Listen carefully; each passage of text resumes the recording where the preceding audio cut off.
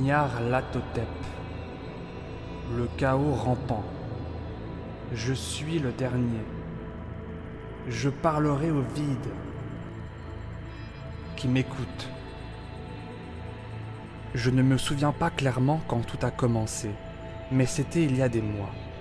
La tension générale dans le pays était horrible. À une période de bouleversements politiques et sociaux vint s'ajouter la crainte, bizarre et obscure, d'un abominable danger physique, répandu partout, menaçant tout, comme on ne peut en imaginer que dans les plus atroces fantasmes nocturnes. Je me souviens que les gens marchaient, le visage blême et préoccupé, et chuchotaient des mises en garde et des prophéties que nul n'osait consciemment répéter ou s'avouer à lui-même avoir entendues. Un monstrueux sentiment de culpabilité s'étendait sur tout le pays, et des abysses entre les étoiles soufflaient des vents glacés qui faisaient frissonner les hommes dans des lieux sombres et solitaires. L'enchaînement des saisons connut des altérations démoniaques. La chaleur de l'automne persista d'effrayantes façons, et chacun sentit que la Terre, et peut-être l'univers, avaient échappé au contrôle des dieux ou des forces connues, pour passer sous celui d'autres dieux, d'autres forces inconnues. C'est alors que Nyarlathotep arriva d'Égypte. Qui il était, nul n'en savait rien, mais de vieux sang indigène, il ressemblait à un pharaon. Les Fellahs s'agenouillaient en le voyant, sans pouvoir dire pourquoi. Il dit qu'il était sorti de la noirceur de 27 siècles et avait entendu des messages venant de lieux qui ne se trouvent pas sur cette planète. Nyarlathotep vint dans les pays civilisés, basané, mince et sinistre, achetant sans cesse d'étranges instruments de verre et de métal, qu'il combinait en nouveaux instruments plus étranges encore. Il parlait beaucoup de science, d'électricité et de psychologie, et faisait des démonstrations de puissance qui laissaient ses spectateurs sans voix et firent croître sa renommée dans des proportions inouïes. Non sans frissonner, les gens se conseillaient d'aller le voir, et partout où Nyarlathotep se rendait, disparaissait le repos, car les hurlements de cauchemar déchiraient les petites heures de la nuit. Les cris de ce genre n'avaient encore jamais constitué un tel problème. Les savants auraient presque souhaité interdire le sommeil à ces heures-là, afin que ne soit plus dérangée de si horrible manière la lune pâle et méprisante qui brillait sur les eaux vertes, glissant indolemment sous les ponts et sur les vieux clochers, croulant sous un ciel blafard.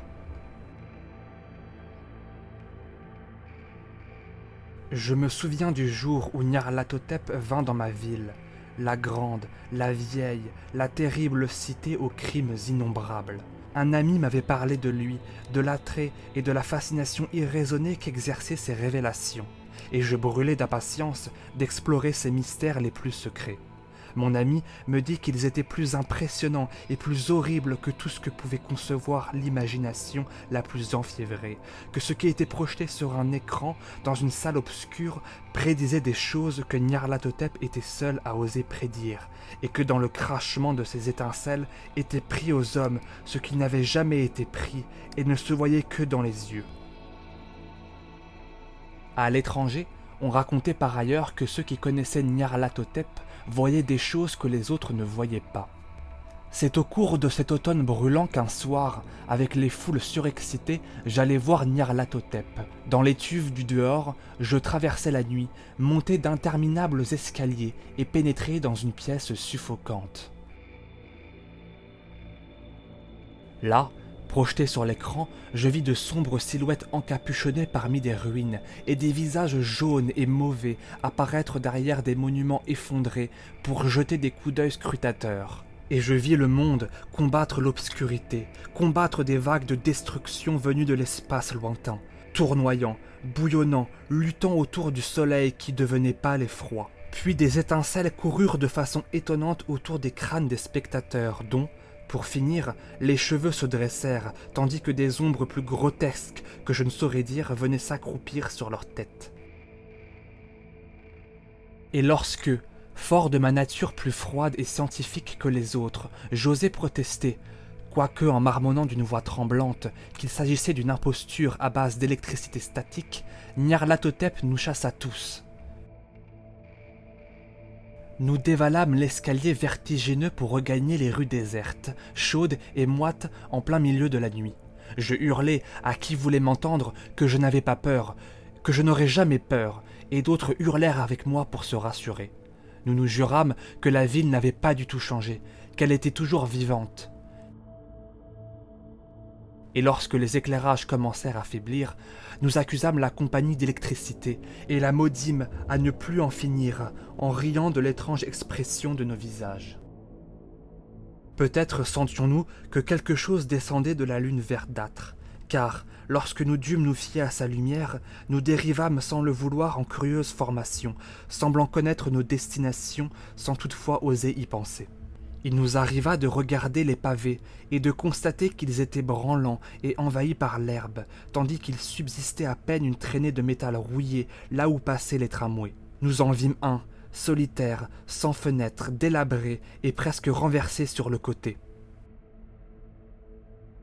Regardant vers l'horizon, nous ne pûmes trouver la troisième tour près de la rivière et remarquâmes que la silhouette de la deuxième était déchiquetée au sommet. Nous nous divisâmes alors en minces colonnes dont chacune semblait attirer dans une direction différente. L'une disparut dans une étroite allée sur la gauche, ne laissant derrière elle que l'écho d'un gémissement affreux. Une autre se mit à dégager l'entrée envahie d'herbe d'une station de métro, hurlant d'un rire dément. La mienne fut comme aspirée vers la campagne et ressentit un froid qui n'était pas propre à l'automne brûlant. Car, comme nous marchions à travers la lande obscure, nous vîmes tout autour de nous des neiges maléfiques sur lesquelles se reflétait la lune diabolique. Ces neiges vierges, inexplicables, avançaient toutes dans une seule direction, là où se tenait un gouffre que ses parois luisantes rendaient encore plus noir. Notre colonne parut vraiment clairsemée lorsqu'elle y entra rêveusement, traînant les pieds. Je m'attardai derrière elle, car la faille noire, au milieu des neiges tachetées de lumière verte, était effrayante, et je croyais avoir entendu, quand mes compagnons avaient disparu, l'écho d'un gémissement inquiétant. Mais je ne pouvais guère résister. Comme si ceux qui m'avaient précédé me faisaient signe, je flottais, effrayé et tremblant, entre de monstrueuses congères, jusqu'au tourbillon aveugle de l'inimaginable. Étais-je conscient à en hurler? Délirais-je en silence? Seuls les dieux anciens pourraient le dire.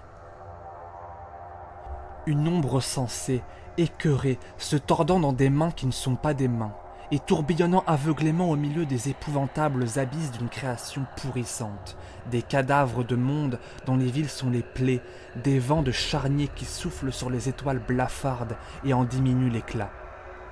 Au-delà des mondes, les fantômes vagues de choses monstrueuses.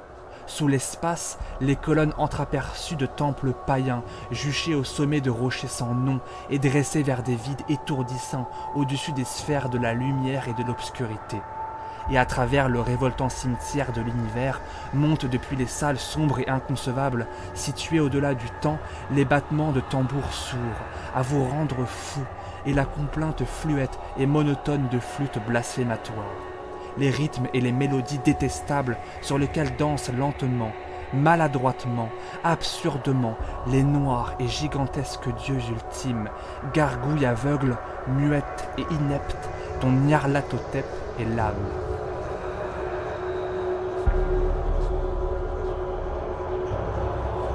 Nyarlathotep, l'inexorable chaos. Je suis le dernier. Je parlerai au vide qui m'écoute.